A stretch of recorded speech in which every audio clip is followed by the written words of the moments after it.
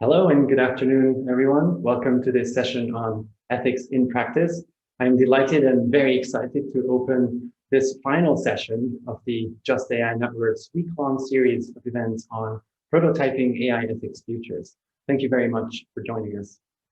I should start by saying that we have live captioning available during this event. You can access it via Zoom's closed captions button, but we also provide a stream text version of the caption, and the link to that is posted in the chat now. This event is also being recorded, and the video will be available on the Ada Lovelace Institute's website in the coming days, or perhaps even today. Also, feel free to engage in the conversation on Twitter using the hashtag AIEthicsFutures. And a final bit of housekeeping. You'll find the chat and Q&A buttons at the bottom of the Zoom window. And I would encourage you to put your questions to the panelists into the Q&A box, and we will come to them in the third part of the event. But also feel free to share links or resources in the chat as well. Now, after all the housekeeping out of the way, my name is Imre Bard, and I am a researcher with the Just AI Network, which is supported by the Arts and Humanities Research Council and the Ada Lovelace Institute. And over the course of the last year, I've been working with Professor Alison Powell, the network's director, and Dr. Louise Hickman, our senior researcher, on prototyping a humanities-led approach to AI and data ethics. And the various strands of our activities were showcased and discussed during the course of this week. So if you haven't had a chance to attend any other events, I would recommend that you check out the Ada Lovelace Institute's website, because recordings are available and all of the events have been absolutely amazing and stellar. So this is the final one, and this is showcasing our thinking and our work around ethics in practice. It has been one of the strands that we have been pursuing, both in terms of thinking about our own work, conducting research in this space and trying to support and create a network, but also with regard to AI and data ethics. And anyone who has been following this space is very much aware of the degree of prominence and visibility that ethics and the discussion of ethical issues around AI has attained over the last few years, really. We have seen the explosion, the proliferation of ethics guidelines and tools and frameworks developed by a variety of organizations, but spearheaded by industry actors. We are also seeing enormous investments, multi-million-dollar investments into centers devoted to AI ethics. We have dedicated conferences, journals, and now even educational and training programs that certify people as ethical technologists. But there are complex open questions related to how AI ethics is to be understood in different contexts. How is it understood in different contexts and by different actors? And especially how some notion of ethics is to be translated into practice. How do we move from abstract principles to operationalizable practices? Who should be concerning themselves with this translation? What are the roles of organizations like public and private funders, academic institutions, public and private enterprise, small companies and large companies?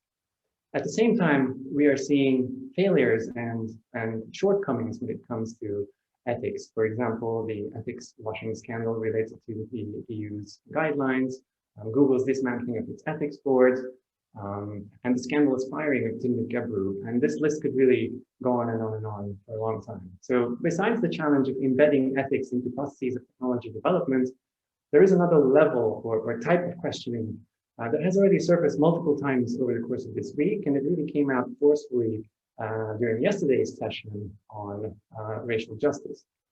And this question has to do with the fact that for many scholars and activists, the discussion about AI ethics itself is fundamentally flawed in many ways, and in a sense serves as a distraction that can even be actively harmful for certain communities. This is a criticism that suggests that AI ethics is in a way limited with regard to the kinds of questions that it can possibly ask, and that it has failed in many ways to address deeper underlying issues of power, inequality, and justice. And so this is broadly the space or the scope that we would like to explore together with an amazing group of speakers today. We are first going to have a moderated discussion that is going to be facilitated and chaired by Andrew Straight, who is Associate Director of Partnerships at the Ada Lovelace Institute. And then we're going to open up the floor to have a Q&A for about 25 to 30 minutes. And then at the end, Professor Alison Powell is going to round off and close the week and make a very exciting announcement. So if you can, I would ask that you stick around until the very end. And with that, I'm going to pass the word to Andrew. Thank you very much for joining, and please enjoy the session. Thank you so much, Imre, and such an honor to be here with this esteemed guest today to talk about this really fantastic issue in ethics and practice. My name is Andrew Strait. I'm the Associate Director of Research Partnerships at the Ada Lovelace Institute. For those of you who don't know us, we're a London-based research and deliberative body with a mission to ensure that data and AI work for people and society. Before we dive into our guests and giving sort of short, brief intros and provocations to their work and their thoughts on ethics and practice, first I want to introduce them to all of you today. And again, very excited to have this excellent group with us to discuss these points. First, I want to introduce Libby Kinsey, who is the head of data science, strategy, and operations at Ocado Technology, a division of the Ocado Group, which designs most of Ocado's in-house technology around website and apps, automated warehouses and robots, machine learning-based fraud detection, customer service systems, and many other applications of AI and ML. Prior to that, she was lead technologist for AI at Digital Catapult and the co-founder of Project Juno. Libby retrained in machine learning in 2014 after 12 years of working in technology, mostly in venture capital. We're also joined today by Dr. Mona Sloan, a senior research scientist at the NYU Center for Responsible AI and adjunct professor at NYU's Tandon School of Engineering. She's also a fellow with NYU's Institute for Public Knowledge, and her work centers on a range of topics around AI in public education, auditing and assessment methods, public sector procurement of AI systems, and the operationalization of ethics, specifically in German AI startups. Dr. William Isaac is a senior research scientist on DeepMind's Ethics and Society team and a research affiliate at Oxford University Centers for Governance and AI. His research focuses on fairness and governance of AI systems, and prior to DeepMind, he serves as an Open Society Fellow and research advisor for the Human Rights Data Analysis Group. Lastly, we have Dr. Shannon Bowler, the Biley Gifford Chair in Ethics of Data and Artificial Intelligence, and the Director of the Center for Technomoral Futures in the Edinburgh Futures Institute at the University of Edinburgh. She's also appointed as professor in the Department of Philosophy at Edinburgh University. Professor Bowler's research explores how emerging technologies reshape human moral intellectual character and maps the ethical challenges and opportunities posed by new uses of data and artificial intelligence. Her work includes advising academia, government, and industry on the ethical design and use of AI. And she's a former visiting researcher and AI ethicist at Google. I want to thank you all so much again for joining us today for this conversation. And we'll now turn to each speaker to make a brief 5-minute set of remarks on their perspective of what the most important current issues, challenges, or open questions arise with putting AI ethics into practice. We'll first turn to Dr. Shannon Bowler. Thanks, Andrew. And thanks for inviting me to join you today for this conversation. I'm honored to be on such an incredible panel and really excited to dive in. So I'm going to outline 5 or 6 open challenges for putting ethics into practice that that I don't think will be a surprise to anyone, but I'll try to express my my take on them, and then maybe we can return to these in the conversation. So I think one obvious challenge was already outlined in the introductory remarks by Imre, which comes down to translation problems and understandings of what we mean when we use certain terms. Often this is about translating across normative ethical vocabularies and technical vocabularies on the one hand. So it's of course a known problem that there is a gap between various computational definitions of fairness in the machine learning context and political and moral concepts of fairness in moral philosophy, for example, and political philosophy. And that's a very well-known challenge, but it's certainly not the only one.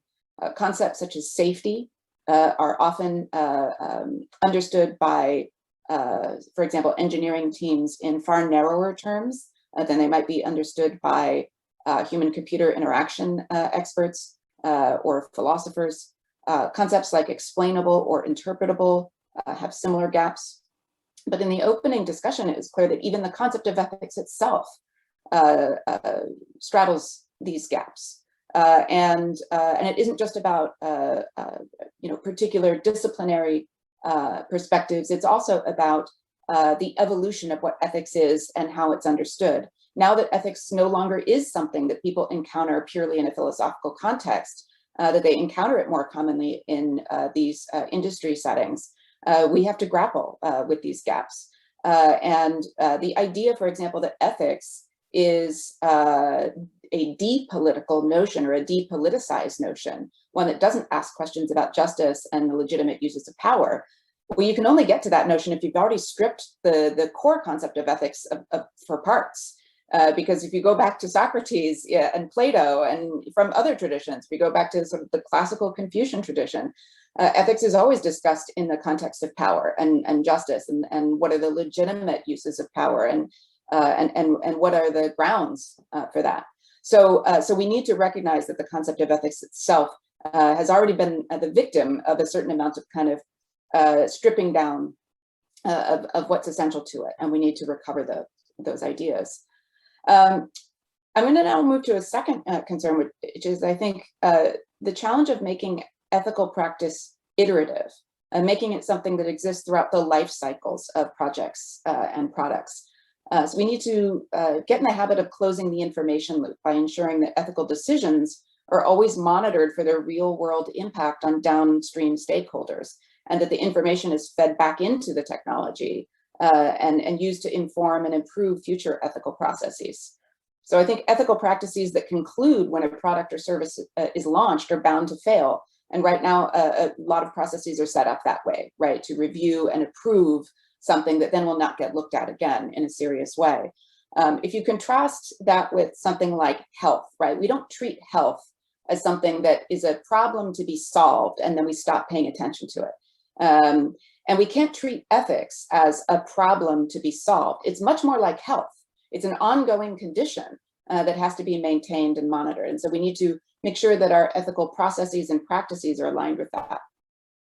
We also have to learn to resolve ethical trade-offs and value conflicts in ways that don't reduce to motivated reasoning, where we exploit ambiguity or uncertainty or moral conflict in order to justify doing what is easiest or what is beneficial to us, or exploiting ambiguity and value tensions to justify moral cynicism, saying, well, hey, there's no obvious one right answer here that's 100% sure to be the correct outcome, so we can just do whatever we like, right? So the idea is ethics is ambiguous. It does involve uncertainty. It does involve value tensions and trade-offs. That doesn't in any way give us license to act in ways that are unprincipled or unjustifiable. So how can ethical tensions and conflicts be managed in a way that's principled or justifiable by ethical reasons? We also need to think about ensuring that ethical practices can accommodate principled resistance and critique without breaking. The fiasco that was Google's treatment of their ethical AI team is instructive, but it's hardly the only example of this problem. So how do we reward rather than punish people who bring critical perspectives? How do we make sure that their critique and challenges are heard and actually incorporated into practice rather than merely tolerating them and allowing them to sort of be vented in a way that leaves them without any practical force? So how can we merge critique and challenge into practice, into doing things together that actually have good effects? The effect of critique should not purely be negative, should not purely be destructive. It should be in order to enable us to go forward and do things in a better way, even if that does sometimes mean not doing the thing we thought we were going to do. So figuring out how we're going to accommodate principled resistance and critique is essential. We also have to figure out how to measure success when ethics is often seen as a preventative force, right? The idea that, well, if we do this well, the outcome is nothing bad happens. But how do you measure nothing bad happening? Or how do you measure the positive outcomes that ethics ought to be able to bring about, particularly when you're operating in metric-driven environments where metrics are usually things you can count. And counting ethical successes is maybe the wrong way to understand what our aims are. And then finally, the last point is we need to move ethics from a search to find a morally permissible way to do what we've already decided we want to do with technology, to something that guides what we conceive as worth doing with technology in the first place, where ethics is shaping the kinds of futures that we're choosing to envision with technology. And I don't think we've gotten there yet, but I do think that that's the important next step. Thanks. Absolutely brilliant points, Shannon. I really appreciated that. I think some really good points in the discussion that will come up already around sort of how do you operationalize some of these points, and at which stage in the sort of design process would you consider intervening? But first, I'd like to turn to Libby Kinsey to give a brief opening comments, and hand it to you, Libby. Thank you, Andrew, and thank you very much for inviting me to join this panel today. I come, I suppose, from the perspective of thinking about what does it mean to develop and deploy responsibly in a commercial context. So my work at the Digital Catapult on the Responsible AI Adoption Programme was thinking about what processes or tooling are there, what support services might we build to allow companies of all sizes to develop and deploy responsibly. And I suppose the first challenge that arises, and it speaks to one of Imre's opening points, was around are we limited in the types of questions that we can ask when we talk about AI ethics? And it's very clear, or at least has been my experience, that often when we talk about responsible AI, it is self-contained or removed from the sort of higher order of ethical business models or organizational values. And I think good organizations will create responsible AI, but naturally that raises questions about culture and values, of ways of working and change management, which are really hard to do and rather interdisciplinary. The second challenge is around translation. And I suppose I've just got a slightly different perspective to Shannon's here, in that I'd just like to highlight how immature translational methodologies, tooling are. First, because a lot of tooling has been made available, and maybe that's not obvious, that the kind of circumstances in which you might use it or where it might be appropriate are a little bit contested or unknown. And allied to that is the huge press attention around AI ethics, which has been hugely successful and important to making ethics part of the conversation, but does sometimes lead to a nervousness amongst participants to be open and transparent about what they're trying and the experiments that they are doing to be responsible. And I think that that's a really huge challenge, because we need it to be okay to fail in order to learn how to do things well.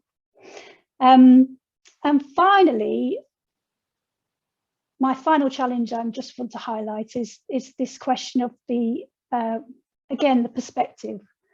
So I'd love it if we could move the conversation, or at least make benefits as much a part of the conversation as risks. And one of the problems that I encountered in my last role was that you can make the case for investment in responsible practices on a risk-based point of view, reputational or compliance point of view, but finding evidence that there might actually be a competitive advantage or a return on investment is much harder.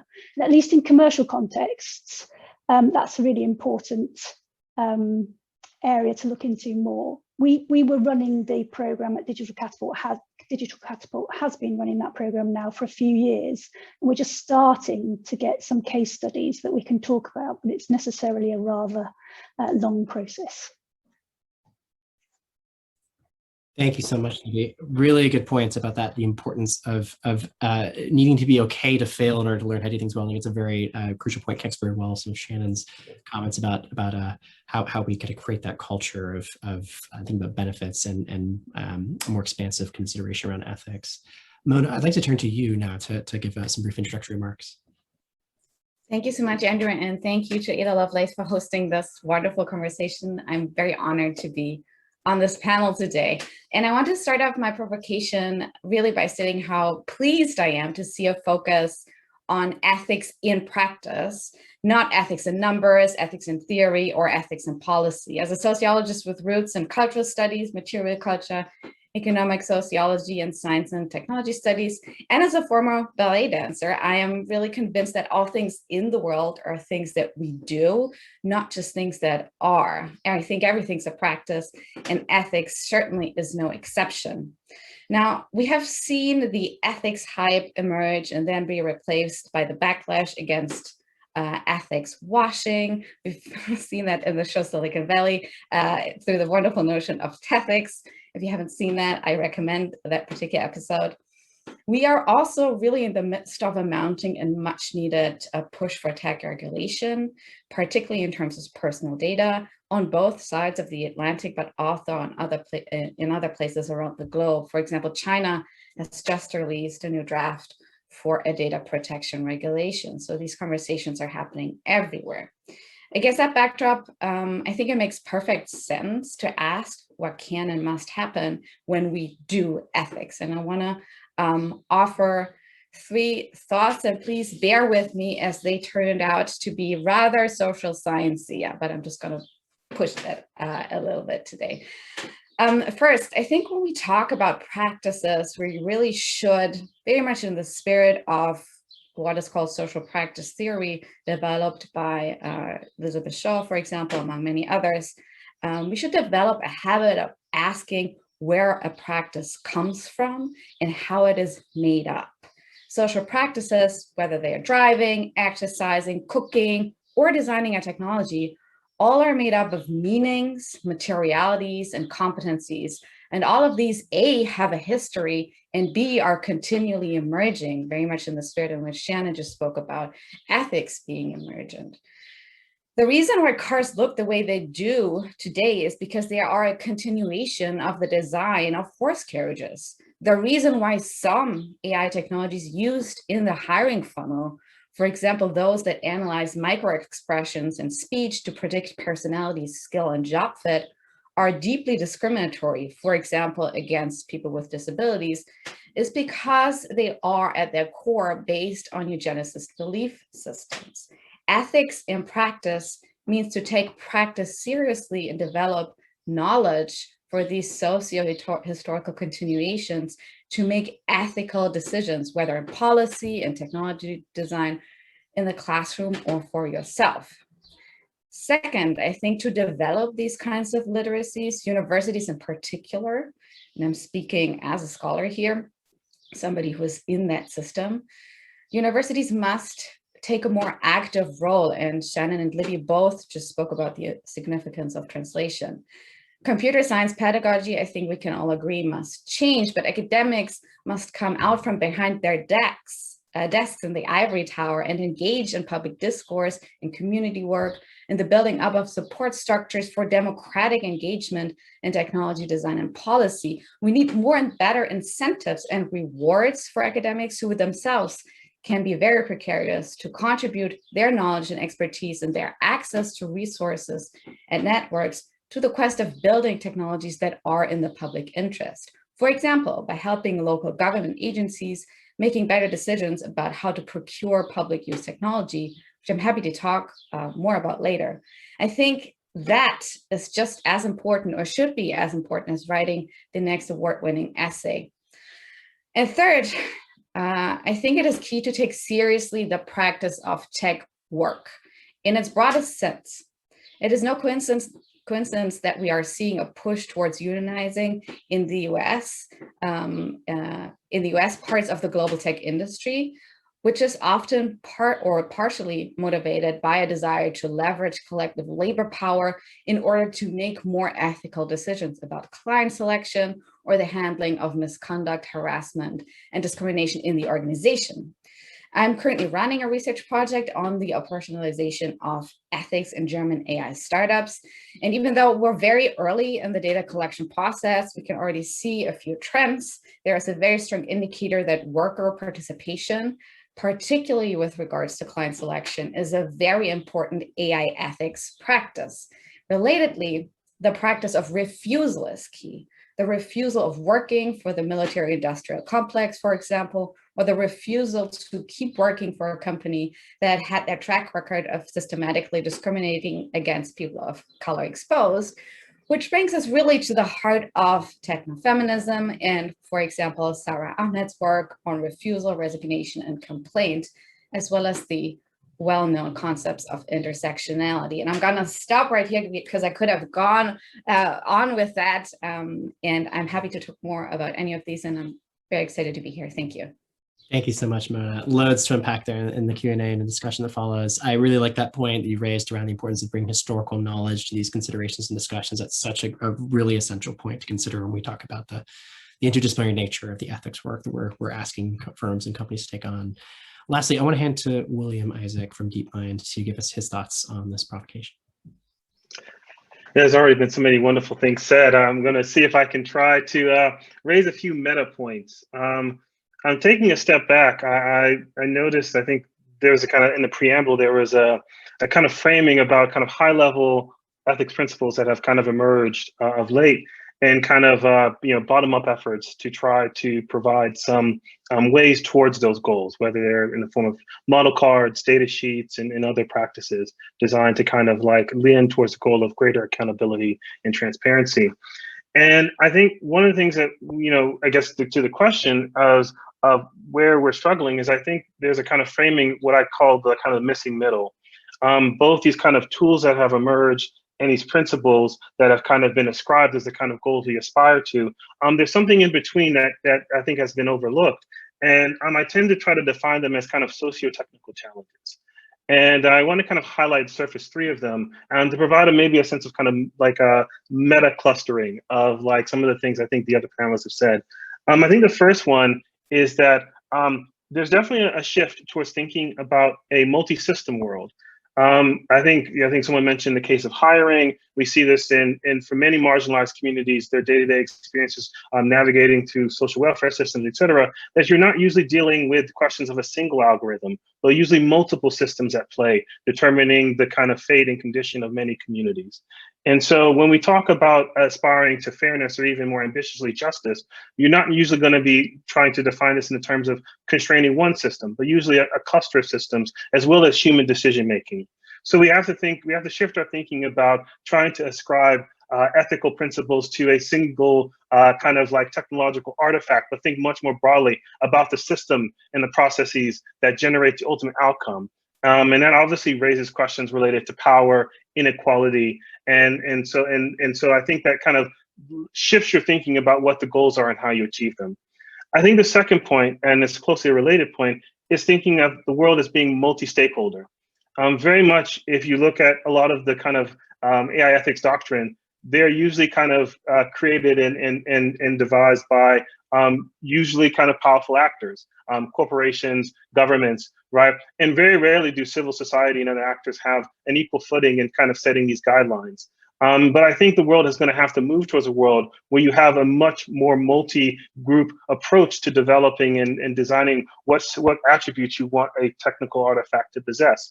And this is obviously going to make large actors uncomfortable, because the idea of having to open up your decision processes to other stakeholders is often a very delicate and difficult process, but it's an important one. And it's important because in many instances, in order to build trust and confidence in the technologies of the future, you have to incorporate multiple stakeholders in designing and building that future.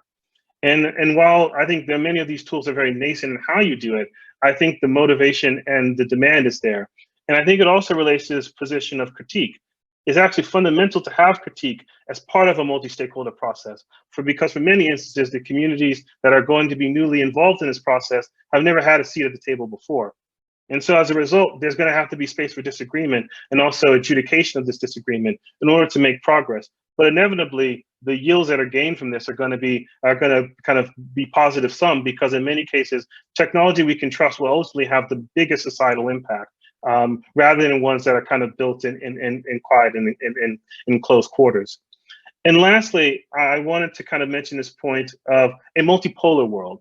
And I think some people have mentioned this, is that there was a great study in Nature that was done about the kind of like geographic distribution of AI ethics principles. And they were largely disproportionately kind of created in Western Europe and in North America and in China. And that also suggests that there's an idea that there are some communities or some geographies that are in the role of being able to define what the technologies of the future look like, what value systems we ascribe. I think we have to recognize and acknowledge that for technologies that are going to do have a global impact, that we need to have more than one value system at play in ascribing what values are important in these technologies. And so I think the era that we will be moving into next is going to be a one where all communities want to have a say in what values we want technologies to adhere to, and ultimately how they're delivered and manifested.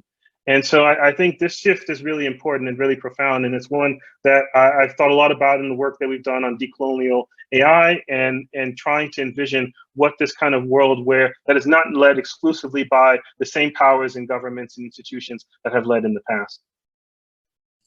Thank you so much, William. Those are fantastic points. I think it's a very good sort of summary of and clustering of the different points you've seen come up across this panel so far. I want to start us off by picking up a point that kind of was sort of a golden thread that kind of ran through each of these brief introductions around how do we incentivize the kind of ethical thinking and practical work that each of you have described. I think we've seen in many domains that there's a risk of different individuals within an institution having very different ideas of what ethics means or its limits and its scope. We've seen cases in which, in the case of Dimit Jimru, of someone who's asking particular hard questions, ultimately being resignated for it. And I suppose that if we are going to have this much more holistic and deep form of ethics and practice, I am curious, how do we set those incentives in place to reward that kind of work and incentivize and encourage that kind of work, not just with large firms, but even smaller firms that are just in those early stages of the development process? I'm going to turn first to Libby to ask this question, and then I'll go across the panel to others for their thoughts. It's a great question. So the first thing I'd say is in my work at Digital Catapult, particularly working with startups, one of the things that we offered was support from an external ethics committee to help them think about the ethical elements of their business. And no incentive was needed. Maybe there's a selection bias, but actually that offering became a big motivation for startups to apply to the program.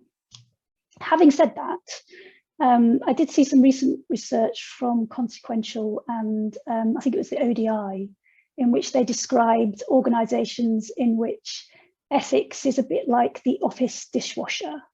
And so, although it's everybody's responsibility, it's actually the person that cares the most that ends up doing the work of emptying the dishwasher. And that's unsustainable and it's not scalable. So I think that comes back to culture.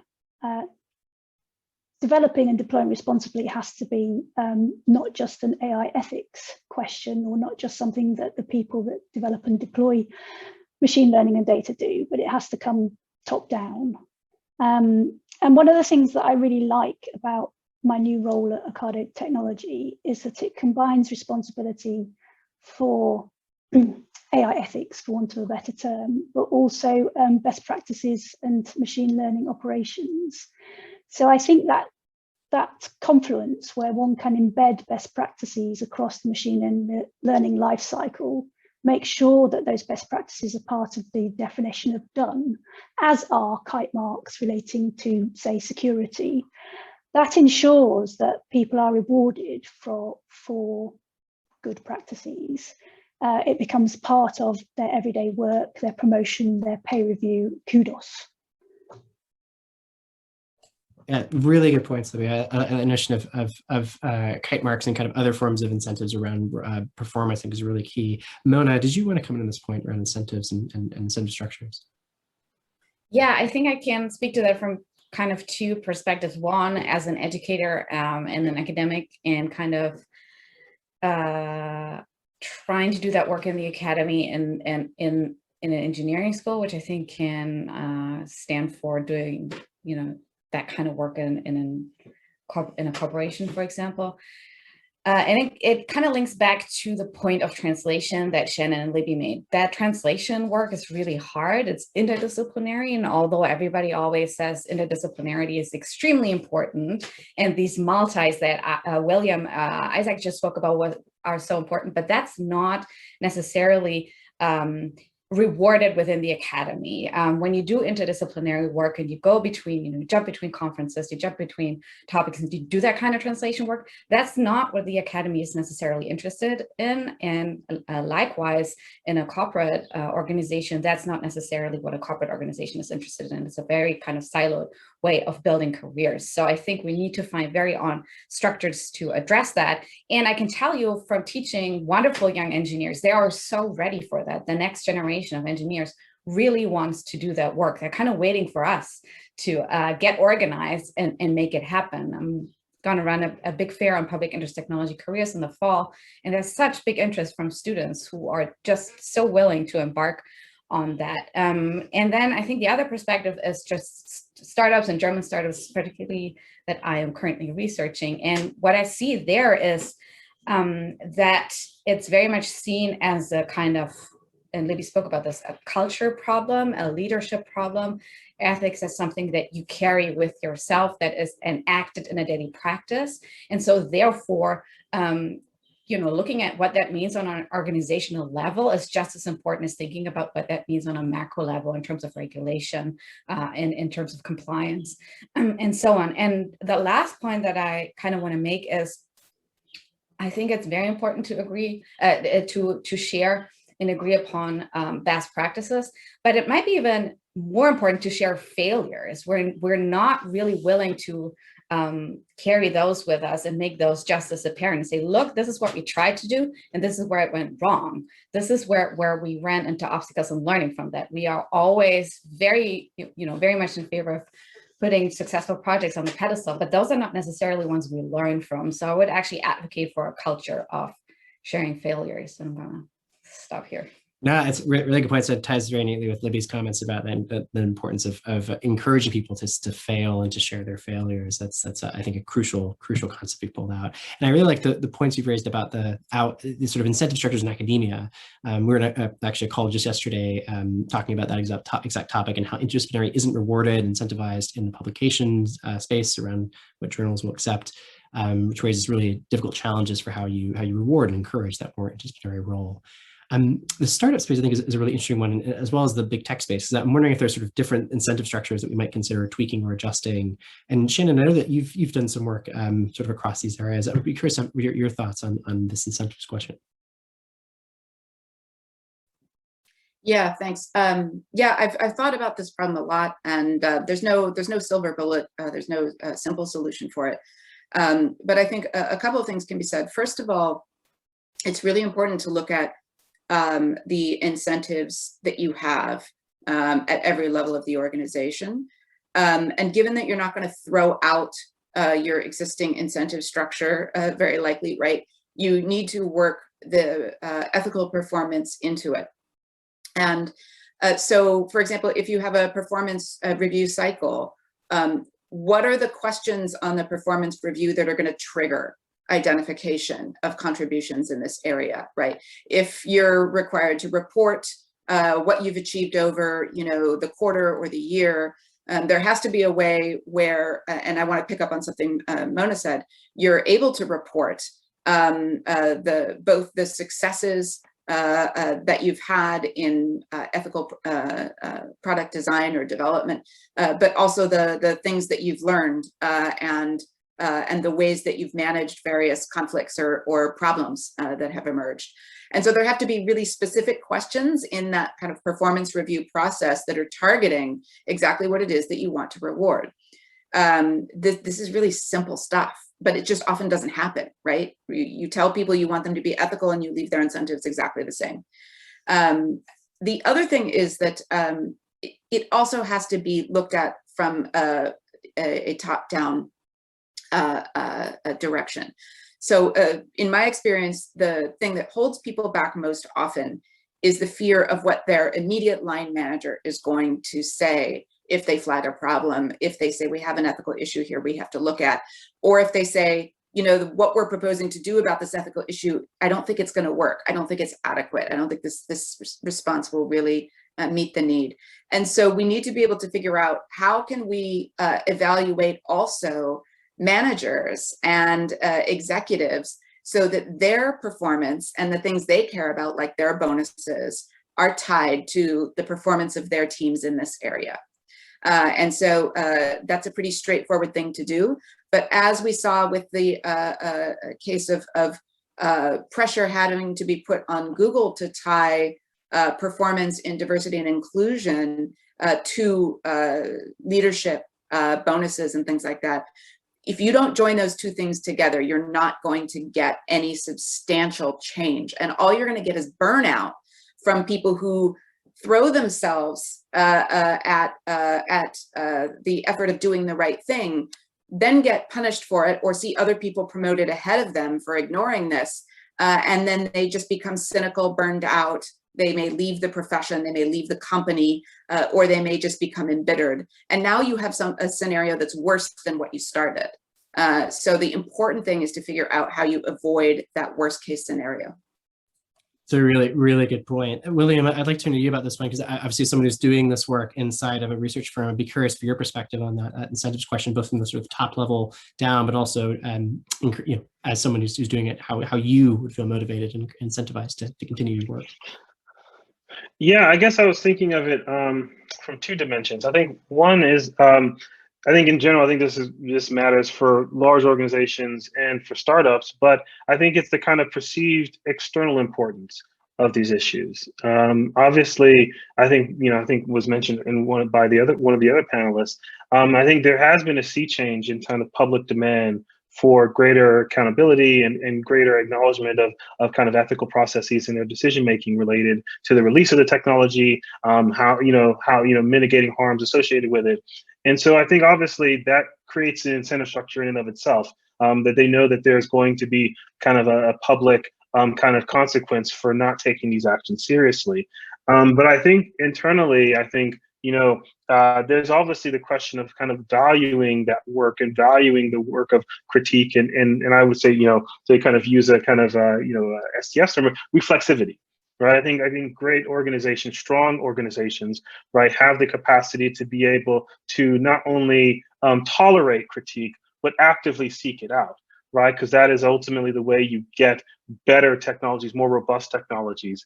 And I think, doing that in that environment, you then do have individuals and teams who are empowered to be able to do the kind of necessary work of manifesting these issues and actually driving consensus to ultimately have the impact that people ultimately want to see externally.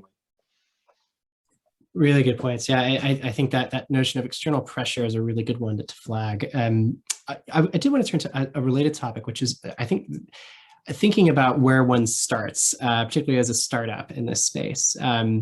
I think one of the things that we've heard about in conversations with many firms or many founders or startup firms who are thinking about these issues is, where do I even begin? How do I begin to think about these massive, challenging issues? And I guess I'd just like to pose the question to the panel about, if you were to be advising a VC or a startup about where they should start to think about these issues, what they could sort of begin with, where would you suggest they start? Mona, I'll turn to you for this one to offer your perspective. That's a tough one. Okay, I'm going to try. So I think baseline, and first point is boring. Baseline is compliance.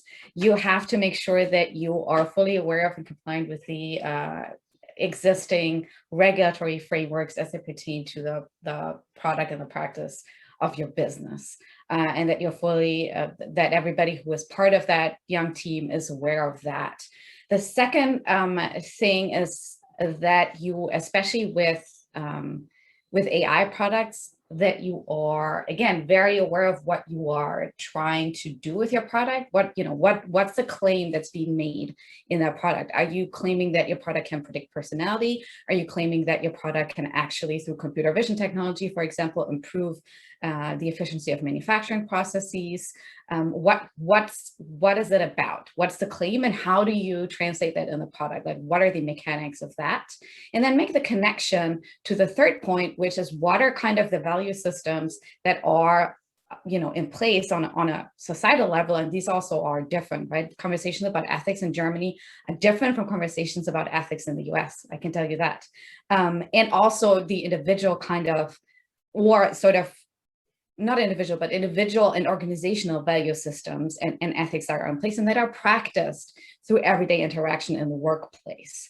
I think making the connection between the three of those would be what I would recommend to startups. And the interesting thing is that startups often are doing that because they're so small and everybody has to do everything. And then, the scaling, a lot of the people we talk about scaling actually as both an opportunity and as a huge threat to the integrity of their work. And so dealing with scaling, I think, is what can threaten them, making the connection between these points.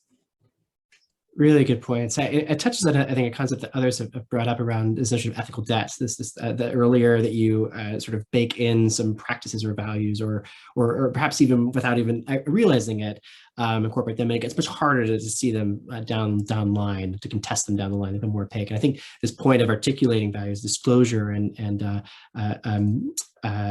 compliance, I think, is a very good way to frame that. Libby, as somebody who's worked with startups, I'd be curious how that matches your perspective, and if you had any other advice or guidance for startups. I hate to run a mini machine intelligence garage session right now, but I'd just be curious for your thoughts there. Well, I mean, I would echo much of what Mona said.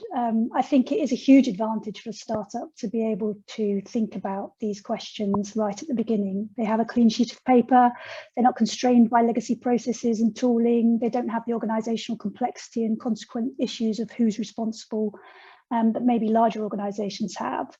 And they can set the culture, which seems to me to be so important, which at least is one of the main things that I've learned from working in this area right from the start. Culture must be one of the very, very hardest things to change at a later date. And then flippantly, I would say a great place to start is the Machine Intelligence Garage's ethical framework, because it attempts to take abstract principles and translate them into questions that have salience for machine learning companies and perhaps sorts of vocabulary that they use. Fantastic. Yeah, really good points. I did want to pick up a sort of similar question about larger tech firms, and specifically this notion that came a bit more around sort of engaging and welcoming critique and feedback. Now, I think it gets again to this question of I think a culture question. And I suppose one question I have for you, Shannon, is just if you were to be advising a large tech firm of how to incorporate or instill that kind of value within their existing operations, what would you suggest? I mean, are there sort of practical ways you can encourage that kind of welcoming critique, or ways that you would see that being fit into specific parts of the product lifecycle? Yeah, absolutely. I mean, some of the things that have already been said are quite helpful and can apply to organizations of any size and scale. But I think one of the really important things is, and it's kind of the reverse actually of what needs to happen in startups. So let me start with startups and then sort of talk about the larger organizations. So I think often what happens with startups is you begin with kind of leadership personalities often that are in some ways indistinguishable from the product. Or the service. And then often, even if you do have, for example, a real passion for this product or service to be beneficial and safe and responsible, the ethical accountability can get lost very quickly in small organizations as they scale up. Because if it's invested in the idea of a person, and this is a danger I see all the time, where people think of ethics as being about being a good person, and then people just reduce it to having good intentions. And good intentions are about 5% of ethics in practice, so they don't get you very far. And so if you have this kind of personality-driven ethics in a small organization, that can evaporate very quickly as the organization scales. So the most important thing for a small organization is to make sure that the ethical accountability is being made explicit where does this responsibility live? How is it distributed across the organization? And then at each stage as the organization grows, making sure that structure's integrity is not lost. With a big institution, you often have the opposite problem, is that the ethics lives in these sort of structural networks, the teams, if you will, the ethical AI team or teams, if you've got one, and most big tech companies do now. But it often seems to have a ceiling in the organization where the ethical culture doesn't penetrate above that ceiling. And so where you don't really get from the kind of rank and file and mid-level teams, you don't get a sense that senior leadership cares or that they're paying attention to this kind of work or that they're valuing this kind of work. So often, I think in big organizations, it needs to be reintroduced to senior leadership culture, and they need to be doing a lot of heavy lifting of carrying forward the accountability and making sure that throughout the company, it's known that senior leadership values this and cares about it, and not just words, but shown in actions, like the integration of this with bonuses and performance reviews, as I said earlier. So I think a lot of this is about making sure that it's explicit where the ethical accountability and support lives, and not allowing it to be something that exists in one part of the organization, but is invisible elsewhere. Really good points. It touches on that notion of data, sort of ethics owners that I think Dana Boyd at Manny Moss and Jacob Metcalf have talked about in their paper on that notion of discouraging that notion that there's an ethicist. So the ethics questions are their remit alone. I think this is a really good point though around sort of how do you identify and more clear up where ethical accountability lies within a firm. And it touches on a related topic about trade-offs and tensions. Invariably, there might be major differences that arise between an employee's perspective of what a company should be doing and what leadership might consider. And those, I think, probably get magnified the larger organization gets and the more diverse its workforce arises. I'm curious if, William, you might have some ideas about how we could think about navigating those kinds of trade-offs or tensions that arise within a company or within a firm, and what are steps that practically can arise that can help mitigate or lead to perhaps more positive outcomes, what we've seen so far. Yeah, I mean, I would say, I think having good processes actually is like the way to kind of like manage some of the kind of like gap between perhaps maybe, in-house experts who are thinking about, kind of ethical questions or the ramifications of, decisions on product or, and broader society versus maybe like, senior leaders who are trying to balance a wide range of issues simultaneously, ethics and the kind of broader social impact being one of them. And I think because I think, basically I think Shannon's answer was like spot on, and I could just kind of copy and paste many chunks of it. But like, I think particularly this kind of gap between like senior leadership and like what their vision is and like kind of the experts, right? Like in just a vacuum, you would just like, it can be ignored, it can be siloed. And of course, I think maybe another version is more outsourcing, right? That like these kind of systems can kind of exist in independent, like an independent function from the rest of the operations, right? But actually then doesn't actually really get factored in. And obviously that leads to a sense of, is his work being really valued, right? But I think in a more positive use case, you would have some mechanisms of adjudication where at some point around the kind of life cycle of a product or a piece of artifact, right? Like you get some sort of meeting of all these stakeholders where a decision is made and all this evidence is kind of like presented and discussed, right? And in that way, right, like I think, so I think to Shannon's point, it's like you do get this kind of elevation, right, of saying, okay, like we're making this decision, senior leadership then needs to be able to go and like communicate to the rest of the company, hey, we're doing this because of XYZ reasons, right? This is in alignment with our ethical principles and, et cetera, right? And so I think like having those things are fundamentally critical to kind of being able as an individual kind of or a team working in a space to make sure that, this is not just kind of like a kind of window dressing, right? You're doing this merely to serve the function of kind of like having ethical analysis. And the fact that ethical analysis is part of the life cycle and gets factored in.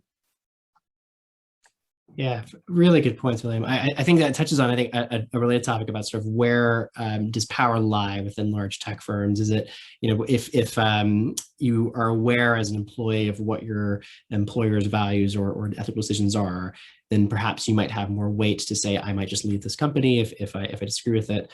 That might also carry, I think, some significant more value or importance for a senior leadership to consider when making those kinds of ethical decisions, if they are aware that employees will be aware of them as well. I did want to come back to one point that Shannon raised in her introduction, which was this question about how do we measure success when ethics is seen as a preventative force? I think that's a really important question to consider and a really hard one to answer. Again, we often think of ethics as like and at least in practice, it tends to be mitigating harm and avoidance, but how do you sort of measure that kind of impact when it's hard to measure things that don't happen? I'll go first to Libby, and then Shannon will come back to the very end, because I know this is a point you've thought significantly about. I think I might have to be quite narrow in my interpretation of that question. But, well, two things. One is, anecdotally at least, and certainly in personally, data scientists and machine learning people are voting with their feet and choosing to join organizations which are aligned with their values, as you were talking about, rather than those in which perhaps they're not aligned, or it's very unclear what the values are. And my go-to anecdote here is a NeurIPS workshop maybe 5 years ago on responsible AI, in which a very brave and unnamed Facebook employee stood up and said, I'm responsible for AI ethics at Facebook, or at least I'm part of one of the teams, and I don't know what our organizational values are. So I suppose that's one area in which you could measure employee attraction and retention as one measure of success. And the other is maybe a little bit hopeful on my part, but I think that customers do take into account values and transparency about how you do your machine learning and data science when they make buying decisions. And these can be formalized in supplier code of conduct and things like that. But maybe a proxy measure for that is the question of trustworthiness, which can be ascertained with various ways that I don't know anything about because I'm not a social scientist. Well, I'll turn to our social scientists next and to help answer.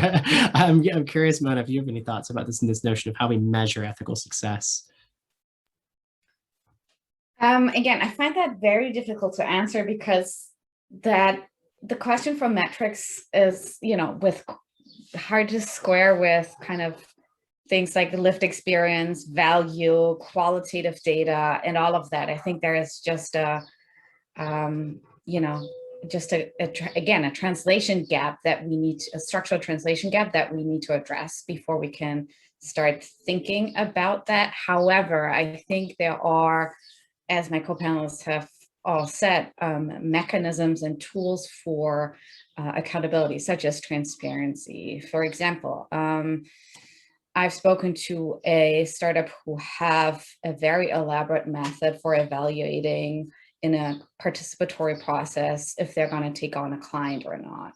And they kind of put the same scientific rigor into that mechanism that they put into the product. And it's internally very transparent, and it's very bespoke. It fits their organization and the kind of clients that they're thinking about taking on and their values. And so there are these kinds of ways in which this can be done. I think we will see more work coming out on accountability and what that means moving forward. And I'm excited to see that, but because that's again, a contextual question. And the question is also, what are regulators are going to do with that? How are they going to demand that? And we've seen the new AI regulation proposed in April, where we've seen a sort of sector focus. So the market surveillance agencies will be trusted in enforcing some of these regulations. So it will come in very concrete ways very soon. Yeah, very good points. I think that this does raise a bigger question around that connection between ethics and regulation. But I'll answer you, William, for final thoughts on this question around how we might measure or consider measuring ethical success. Wow. Yeah, I was thinking of like, are they internal versus external signals or markers of progress, right? I think, some of the panelists have kind of like, hit it on the head accurately, right? Like, I think internally, some of these things will be very hard to kind of capture because it is like in some ways like, belief that in trust in like the kind of like systems, and processes you're putting in place, right, to actually kind of adjudicate, raise concerns, and ultimately have them have impact in the ultimate kind of outcomes that an organization is making.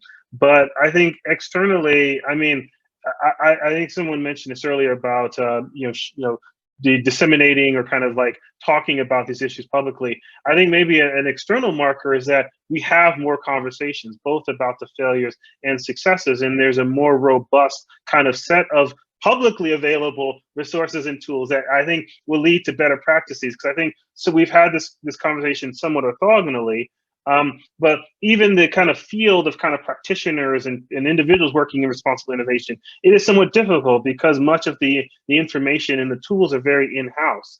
And so, I mean, ideally, a kind of marker of progress is that we can have public discussion about these. We do have them in some respects in conferences like the Fairness, Accountability, and Transparency Conference, where we begin to talk about some of these things in a research setting. But it'd be great to see more of this and feel there's a kind of shared sense that there's actually kind of a gold standard or set of practices that we've all kind of had external vetting and believe that this is the kind of like a good set of approaches to take on. That's, to me at least, would be kind of good markers of kind of like the kind of advancements and the kind of like, actual serious turn of kind of responsible innovation as a kind of field of practice.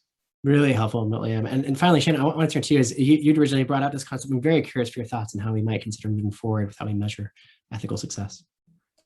Yeah, I mean, I think, first of all, it's important to remember that not everything that counts can be counted, and that we need to have a certain amount of humility about the very need for metrics as a definition of success. And as Mona pointed out, the fact that in many organizations, we're just not good at looking at metrics in a qualitative way. And so one thing is just recognize the limitations of this way of measuring success in the first place. But of course, we still have to figure out how we're going to do this. And even in a limited process, there are better ways to do it. One of the ways is to think about the fact that we're not always reinventing the wheel. So often when people ask, well, how will we do this in ethics, in AI? I think, has anyone ever had a similar problem in another industry? And the answer is almost always yes. So how do we measure success in food safety, right? Well, it's hard to count the number of people you didn't poison. Certainly, there is a way to measure, the number of incidents of contamination, but often it's just about measuring the quality and integrity of your processes internally, right? How good is your system? And there are ways to measure those. And so when William was talking about how important it is to have good processes, we know how to evaluate these processes. We've learned a lot in the last 10, 15 years about the kinds of processes specifically in tech and in AI that lead to better ethical outcomes and decision-making. So make sure you have a process for evaluating your processes and how they're working. And so the final thing I'll say is that the other good signal, and Libby acknowledged this, is your own people. Because one of the things, if you've ever worked in any organization, you know that one of the things people complain about a lot is when their sense that things are sort of ethically not right has been activated, right?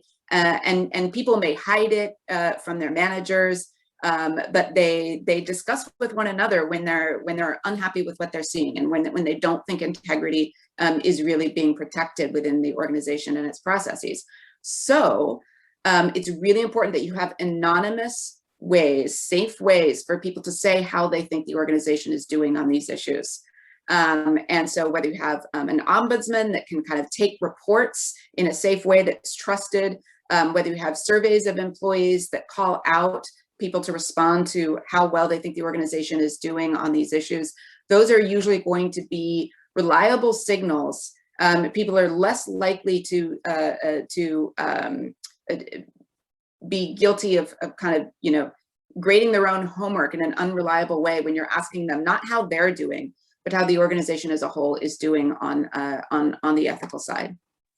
Really good point. It's fantastic. I'm now going to hand it over to my colleague Imre Bard. We've got a lot of questions from the audience in the Q&A function. Got about 25 minutes left, so I'm going to hand it over to Imre to lead us through a few of those questions.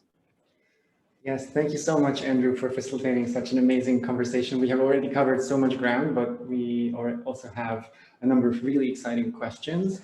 Actually, the one that I would like to start with is kind of picking up, I think, on where you have left off. And it's a question about where ethics even starts. And I would like to combine two questions that we've seen in the Q&A. One question points to this notion of where do we start to think about ethics when, especially if we consider extractive and exploitative flows of materials and labor that often underlie the technologies that we have been discussing. Do you have any thoughts on how we can take those considerations into account? Do you see any promising existing frameworks? And combining that question with another one that came a bit earlier, do you see the possibility or the desirability of incorporating these kinds of considerations into things like ESG investments or B Corps or anything of that sort? And maybe we could start with Mona. The questions weren't addressed to anyone, but if Mona, you'd like to start. I'm getting all of them, okay. The tricky ones. So when it comes to the profoundly extractive nature of artificial intelligence systems, I think we are now generally, again, at a point, and William spoke about this earlier, where we have these kinds of conversations generally about these issues and we know about them. But that doesn't necessarily mean that you do know as an employee in a tech company where your data comes from, what kind of a footprint it has in terms of the harms that it has caused with, you know, through the process of data collection and perhaps cleaning, what kinds of carbon footprints it has.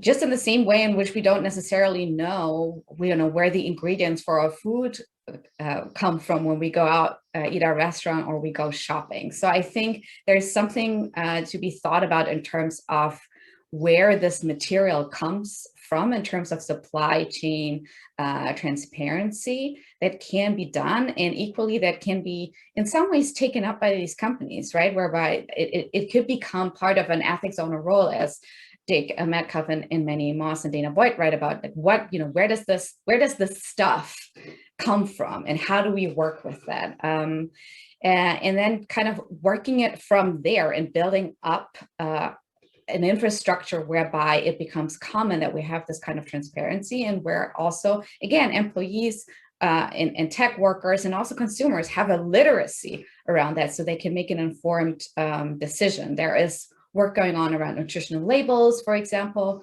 and there are interesting technical approaches to that we're seeing. But again, as William said, like we need to see those move out of the academic space and into practice, and it's still the jury's still out on what will stick in terms of these ideas. And I'm going to leave it at that and hope that the other panelists can add. Yes, is there anyone else who would like to jump in on that question?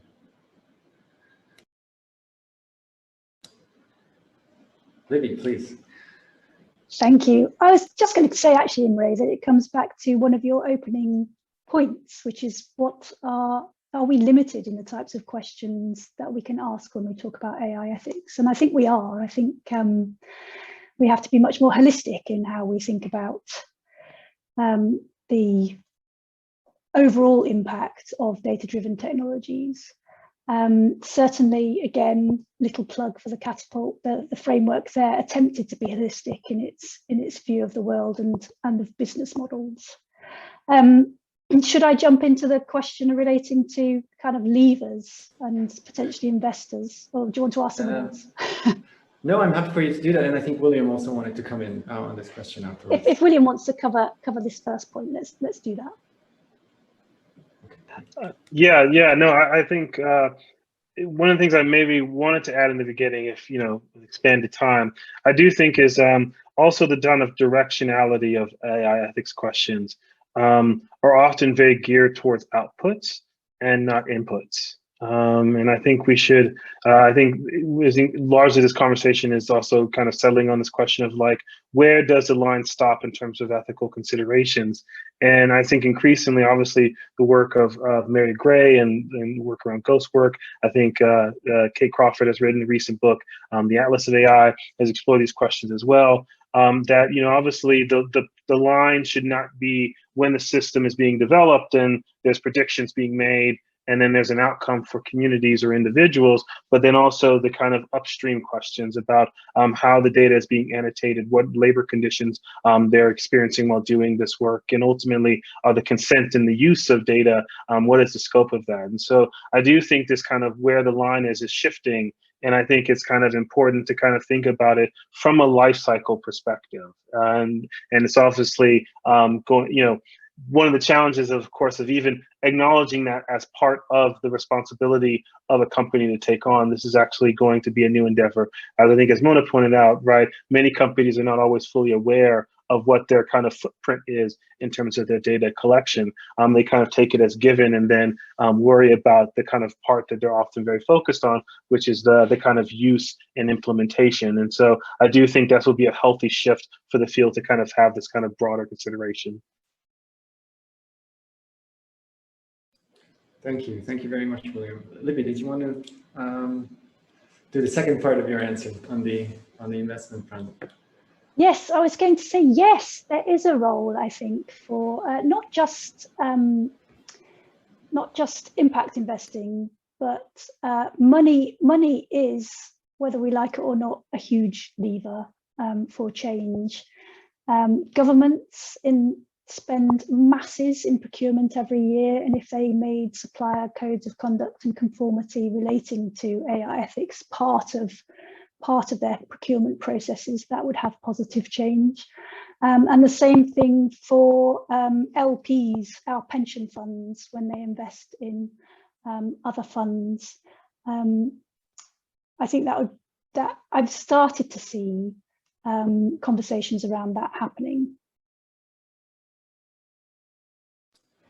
All right, I'm just going to take another question. We have an amazing one. So another one has to do, actually, we've had a number of questions relating to the kind of the bridging of linguistic and disciplinary and epistemological gaps. And one question says that much of the discussion has been shaped today from kind of social science, humanities, shape perspective, but much of the design and implementation and scaling is done by members of the STEM community. So how do we actually create bridges between these? And do you see, or can you share some positive examples of how that happens in the organizations that you are familiar with? And maybe if Shannon is happy to answer this one, we could start with her. Imre, I'm sorry, my audio for some reason is occasionally cutting out, and it has cut off part of your question. Can you? Sorry. Yes, no, yes, it's absolutely. So a bunch of questions are about how to bridge disciplinary and epistemological gaps between people who are working in this space. And a lot of the discussion has been shaped by the shape perspective today, but a lot of the implementation is actually done by people with STEM backgrounds. So can you share any thoughts on how those gaps could be bridged in practice? Yeah, I mean, this is a major focus of my work right now. And I've spent many years working on this problem from the education side. And actually, I think the post that Hannah shared earlier that I've drafted for the Institute in response to John Tesoulias's provocation is on this very point. There are short-term mitigations for this problem that you can implement in organizations where there are modes of training where you can help bridge some of these gaps. But ultimately, this is a failure, I think, in our education systems and the way we've designed them to imagine that technical and scientific expertise can, in fact, be cultivated without humane expertise, without historical context and understanding, without an understanding of issues of justice and power in government. We need to reclaim some of the ideals of a past era of liberal education before hyper-specialization, took off. Now, I know that there are obstacles to that, and they are real, they're not imagined. The time that it takes to get a first-class education in computer science, in software engineering, right? Where are you going to fit in the extra learning that's needed? And I think there has to be a way of fitting it in that doesn't involve, oh, we'll just take some philosophy courses on the side, right? There has to be a deeper integration of the way we develop technical and moral and social expertise. It bothers me that a lot of people can go through a university course in philosophy or in history and really still come out learning very little about how our built world functions. So it's not just that technology needs the humanities or that science needs the humanities. It's also that people studying the humanities need to be more engaged with understanding the nature of the built world, the nature of scientific knowledge and how it's cultivated. So we simply have to do some deep rethinking about our educational systems, because the problems that humanity is facing in the 21st century, and will face in the 22nd if we get there, are not problems that will be solved by groups of siloed specialists. It just simply will not happen. We need coordinated collective knowledge processes and the ability to build systems of education that respond to the kinds of challenges we have today. And today's education system is not built for that purpose. Yes, William, please. Yeah. Shannon's response is so good. I think definitely, like, I think that, like, thinking about the pipeline, I think that's absolutely right. I think in the interim, dealing in an organization where you do have to live in a world with siloed expertise, I do think one of the ways we can think about kind of ethics in practice is surfacing and recognizing the importance of kind of translators, is what I tend to call them, but like individuals who sit in between these silos and actually help do this kind of linguistic and epistemic bridging between kind of, engineers and kind of individuals doing the kind of technical implementation and kind of, for taking J.K. Manny's and frames of ethics owners, right? The kind of individuals who are tasked with the responsibility of drafting and kind of setting up kind of the ethical processes within the organization. These glue individuals, these translators, are fundamental to kind of help actually build consensus and drive, and what is sometimes not just necessarily substantive differences, but linguistic differences in how people are viewing their roles, their incentive structures, and actually what they're ultimately trying to strive for or working towards when trying to kind of like jointly build a kind of a technological artifact in an ethically responsible and sound way. Yes, thank you very much for both of those answers. And I think Mona also wants to jump in on this one. Just very briefly, absolutely second everything that Shannon has articulated so wonderfully and strongly, and what William has just said. I would just add on to that kind of interdisciplinary work comes with facing a lot of tension, especially the realization that there is no easy fix. As an engineer and as a social scientist, that you don't actually necessarily know what's going on. And that is uncomfortable. And I think we need to cultivate practices that allow us to sit with that tension. I tell that to my students kind of every day in the classroom when they get disappointed, when they say, well, but we can't fix it, or we don't quite understand the whole thing. So that's kind of the nature of the work that needs to be done, especially against the backdrop of all the challenges that we're facing. We just had a massive global public health emergency. And the next one, or the already one that's happening, is the climate crisis. And there will be more. So we have to get comfortable with discomfort. I think that's something that is really important to cultivate. Yes, absolutely. Thank you very much for that answer as well. And then maybe the final question that we can take from the Q&A before we close this round and hand over to Alison comes from an anonymous person who is asking for examples around principled critiques of the ideology driving AI and the ways in which that often reproduces scientific racism and environmental racism.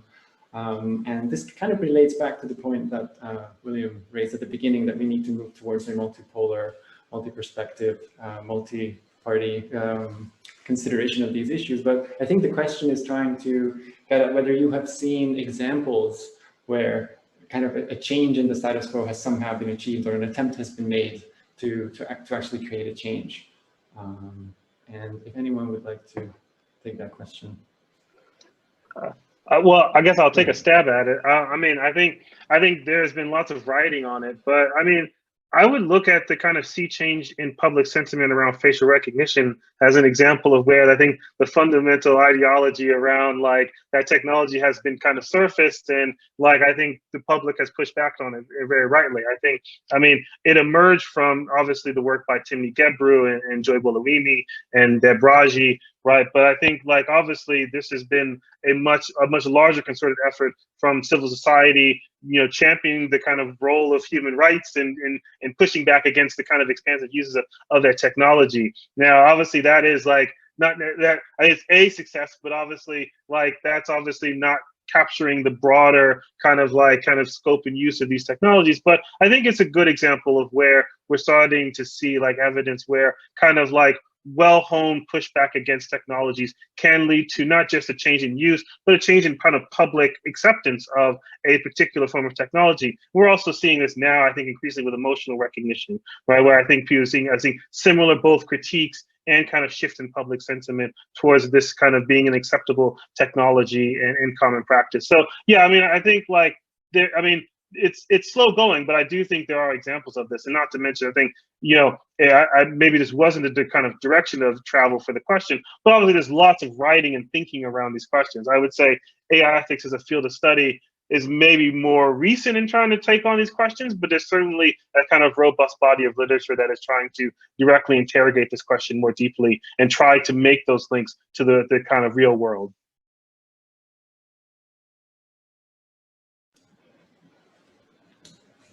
Yes. Is there anyone else who would like to add some points to this question? If not, then I think I would just like to thank you all for this amazing discussion and for sharing all these extremely important points and perspectives. I also want to thank Andrew for facilitating the conversation. And I just have to say how deeply humbled and excited I was to spend this 70, 80 minutes in your company. And I will now hand the word to Alison, our director, who is going to make an exciting announcement and close up our series of events. So thank you very much.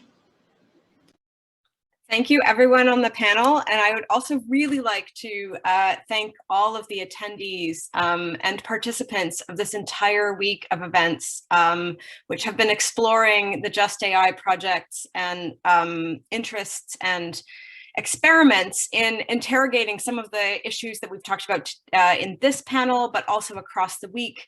Questions about what and how AI ethics is practiced, by whom, in which ways, what are the justice implications, who is inside and outside of the discussions on AI ethics. And I just want to take a minute to announce that we've finally got our ethical prototype working. I talked about this on Monday. This is a tool for reflection to think about how we participate in these discussions around data and AI ethics. And so this kind of prototype is doing the sort of translation and reflection work that the panelists today have been talking about.